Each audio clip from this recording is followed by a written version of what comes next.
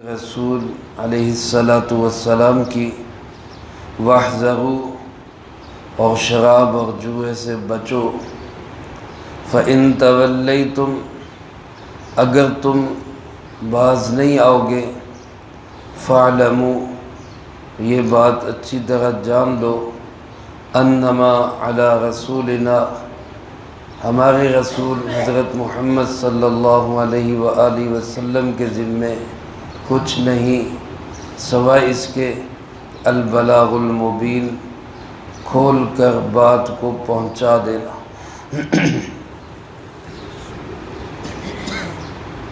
یہ سورۃ المائدہ کی آیت نمبر 91 اور 92 جس کا ترجمہ آپ حضرات نے سماعت فرمایا۔ ان میں سے پہلی آیت مبارکہ میں اللہ رب العالمین نے شراب اور جوئے کے ظاہری اور باطنی نقصانات کو بیان فرمایا ہے، اور دوسری آیت مبارکہ میں عمومی طور پر اللہ اور اس کے رسول جناب محمد کریم خاتم النبیین صلی اللہ علیہ وآلہ وسلم کی اطاعت اور فرما برداری کا حکم دیا ہے۔ گزشتہ آیت مبارکہ میں بھی اس بات کو اللہ پاک نے واضح کیا کہ شراب اور جوا یہ گندی چیزیں ہیں، یعنی ظاہری اعتبار سے بھی ان کے اندر پلیدی اور گندگی اور غلاظت ہے۔ ایک صحیح الفطرت انسان کو اور بالخصوص مسلمان کو اس سے ایسی گھن ہونی چاہیے، ایسی اس سے نفرت ہونی چاہیے جیسے غلاظت اور گندگی اور نجاست سے ہوتی ہے۔ اور دوسرا یہ کہ یہ بت پرستی جیسی ہے، باطنی اعتبار سے بھی بہت سخت نقصان دہ ہے کہ جیسے بتوں کو پوجنا یہ غلط ہے، ویسے ہی شراب پینا، جوا کھیلنا یہ بھی غلط ہے۔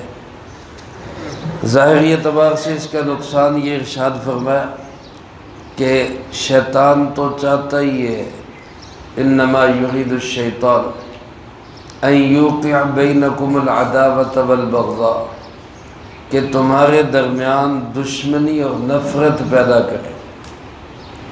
میرے محترم دوستو، عزیز ساتھیوں، دلوں میں عداوت کا ہونا، دشمنی کا ہونا، بغض کا ہونا، ایک دوسرے سے نفرت ہونا، یہ انتہائی خطرناک چیز ہے، انتہائی خطرناک۔ اللہ پاک ہم سب کی اس سے حفاظت فرمائے۔ یعنی دیکھیں آپ کے شب قدر جیسی مبارک راتوں میں، شب برات جیسی مبارک راتوں میں بھی اللہ کے محبوب علیہ الصلاۃ والسلام کے فرمان ذی شان کا مفہوم یہ ہے کہ اس شخص کی بخشش نہیں ہوتی جو کسی مسلمان سے کینہ اور بغض رکھتا ہے۔ کتنا خوفناک جرم ہے یہ۔ اور آپ علیہ الصلاۃ والسلام شب قدر کی تعیین کے لیے تشریف لائے، اور دو شخصوں کی لڑائی کی وجہ سے وہ تعیین اٹھا لی گئی۔ کتنی بڑی برکت سے گویا محروم کر دیا گیا صرف لڑائی اور جھگڑے کی وجہ سے۔ اور دوسری طرف آپس میں دلوں کا جڑنا، دلوں میں محبت پیدا ہونا اللہ پاک کی بہت بڑی نعمت ہے، جس کو اللہ پاک نے اس انداز سے ذکر کیا کہ وَأَلَّفَ بَيْنَ قُلُوبِهِمْ اللہ نے تمہارے دلوں میں الفت ڈالی۔ صحابہ اکرام رضی اللہ تعالیٰ عنہم اجمعین اور اوس و خزرج جیسے قبائل جو ایک دوسرے کے جانی دشمن تھے اور پھر ایک دوسرے پہ جان دینے والے بن گئے، یہ کس برکت سے ہوا؟ اللہ پاک فرماتے ہیں اللہ نے تمہارے دلوں میں محبت ڈالی۔ تو محبت، الفت، ایثار، ہمدردی، احساس یہ اللہ رب العالمین کی نعمتیں ہیں، اللہ ہم سب کو نصیب فرمائے۔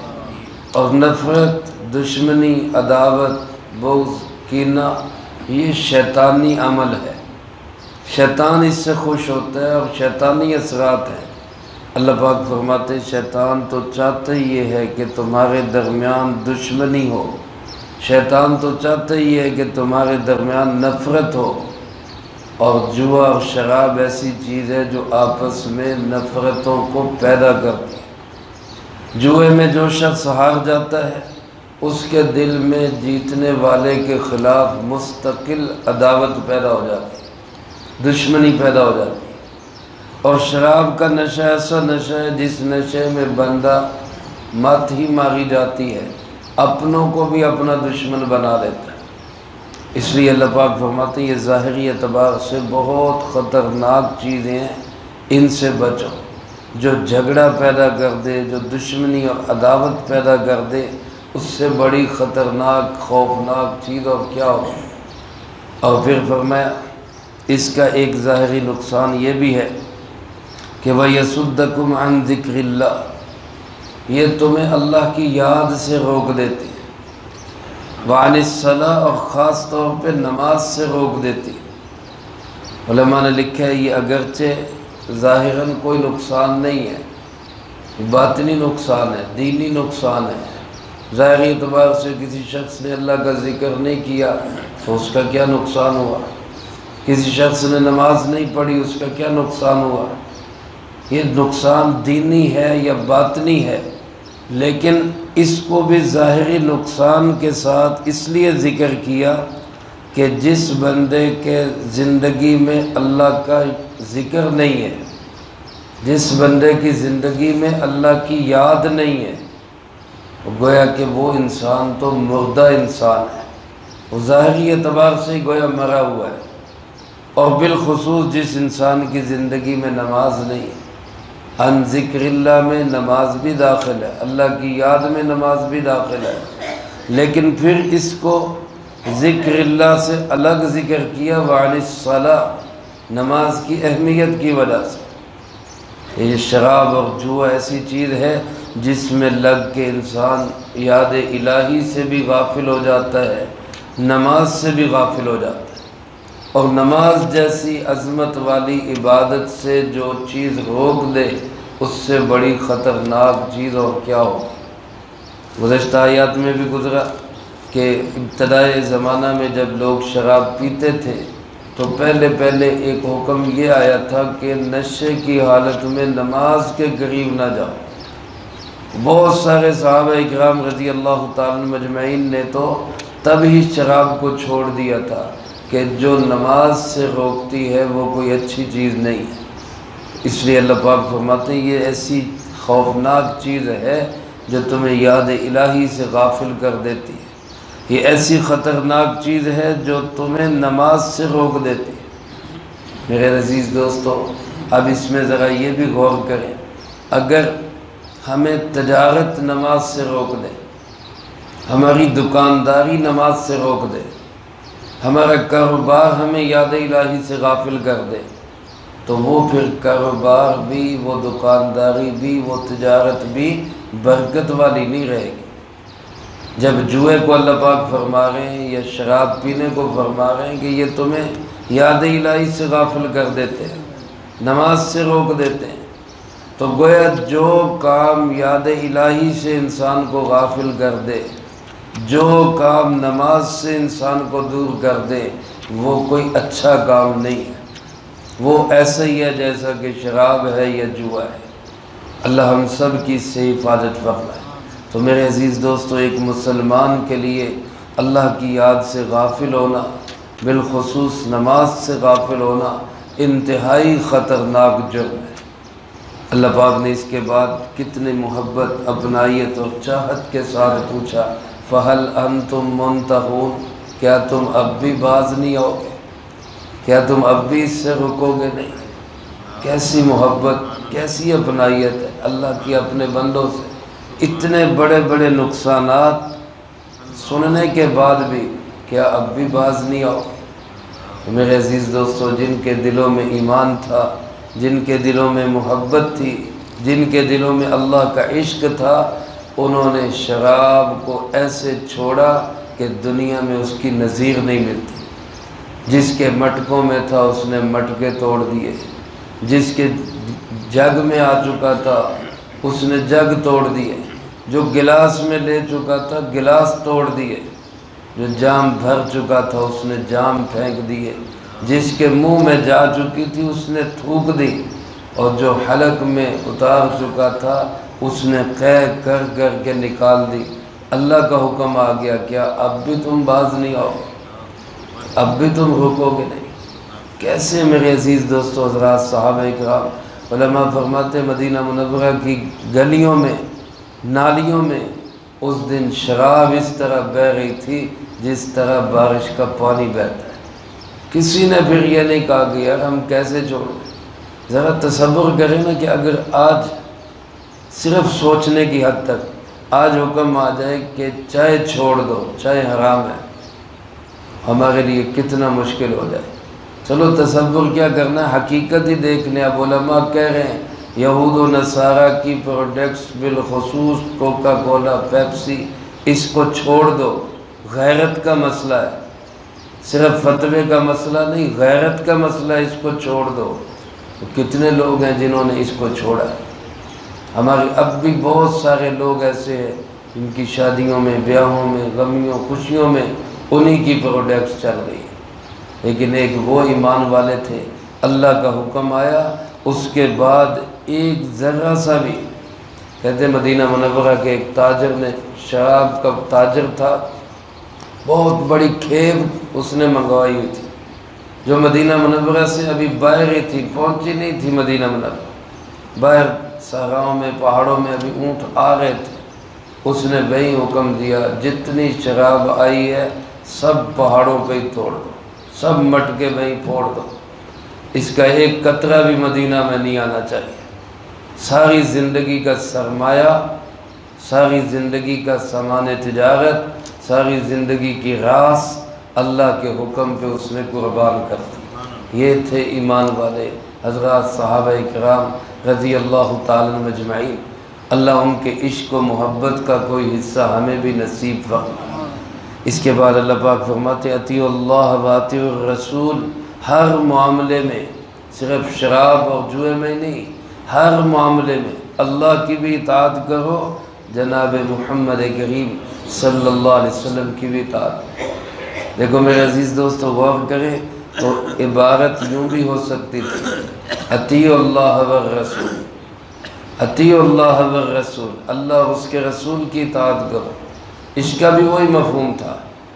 لیکن ہو سکتا تھا کوئی شخص کہتا کہ اصل اطاعت تو اللہ کی ہے، رسول اللہ صلی اللہ علیہ وسلم کے بات ماننے کی ضرورت نہیں ہے، جیسے کہ آج کل بہت سارے لوگ کہہ لیتے ہیں کہ آپ کی حیثیت صرف ایک ڈاکیے جیسی تھی، نعوذ باللہ من ذالک۔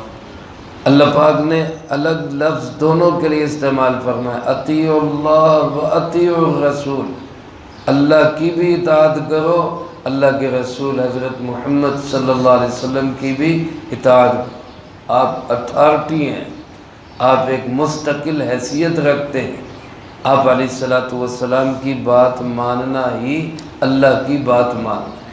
من یطع الرسول فقد اطاع اللہ، جس نے رسول اللہ صلی اللہ علیہ وسلم کی اطاعت کی اسی نے اللہ کی اطاعت کی۔ اور فرمایا وَاحْذَرُوا، بچو ان چیزوں سے، باز آ جاؤ، چھوڑ دو ان چیزوں کو۔ دوسری طرف اللہ پاک نے دھمکی بھی لگا دی، فَإِن تَوَلَّيْتُمْ، اگر تم منہ پھیرو گے، یعنی باز نہیں آؤ گے، حکم عدولی کرو گے، نافرمانی کرو گے، تو یاد رکھو ہمارے نبی حضرت محمد صلی اللہ علیہ وسلم کا کوئی نقصان نہیں ہوگا۔ تم سمجھتے ہو کہ ہم بات نہیں مانیں گے تو ان کی حیثیت میں فرق آ جائے گا، ان کی شان میں فرق آ جائے گا، ان کا مقام کم ہو جائے گا؟ ہرگز نہیں۔ فَاعْلَمُوا، جان لو، ہمارے رسول حضرت محمد صلی اللہ علیہ وسلم کے ذمے تو صرف بلاغ المبین، کھول کر بات کو پہنچانا ہے، منوانا نہیں ہے۔